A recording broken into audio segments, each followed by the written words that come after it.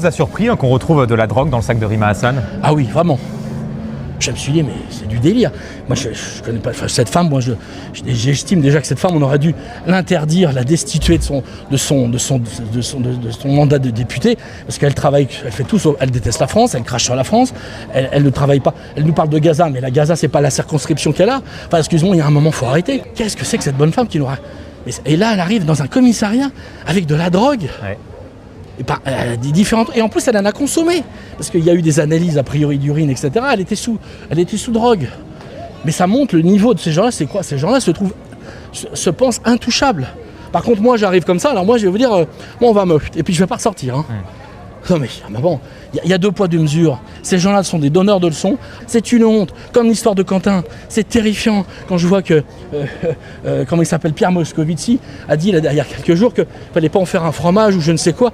Mais d'où sortent ces gens qui sont à 30, 40 000 euros? C'est des gens qui nous ont mis en ruine. Ce sont des traîtres à la nation.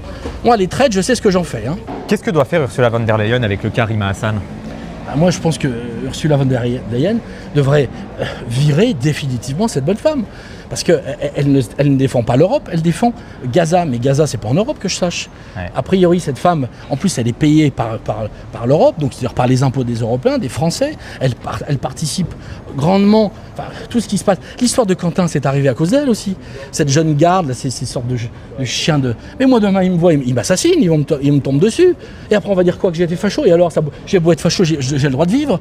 On est quand même dans le pays de la démocratie, on est dans le pays de Voltaire. Je suis facho de quoi? Moi, j'aime Napoléon, j'aime l'histoire, je suis gay. Ce sont des gens méchants, ce sont des gens haineux, jaloux.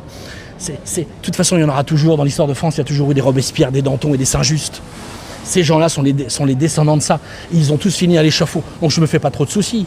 Mais la France est en train de sombrer. On a une dette abyssale. La France est en train de mourir. Et moi, j'en suis très triste de ce pays. Voilà. Et j'ai envie de pousser un cri. Je dis putain, mais bordel, réveillez-vous. 2027, réveillez-vous, sinon vous êtes morts.